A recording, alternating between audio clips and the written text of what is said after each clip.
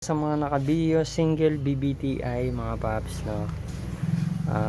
Sa mga nag-iingay na yung drive belt mga paps, at ilang beses na rin siguro kayo naghigpit, pero ako hindi na ako maghihigpit. Close to 100k odo na ako. Papalitan ko na siya ng bago mga paps. Delikado kasi kapag naputol yan. Merong na-order nito online, so ikabit natin mga paps, no. Tapos papakita ko rin yung luma.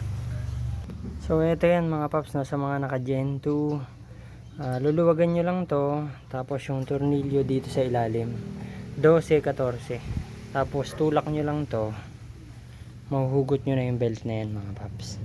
Ito yan, mahuhugot nyo na yung belt na yan. Ito siya,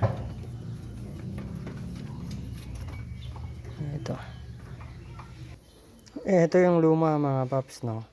Kabit na natin yung bago. Ganun lang kabilis mag-adjust mga paps, no. Higpitan mo lang to, tapos yung ilalim okay na mga paps, no. Gagamit kayo ng panulak mga paps, itong gagamitin ko. Okay, alright mga paps, no. May na-order niyan online mga bro.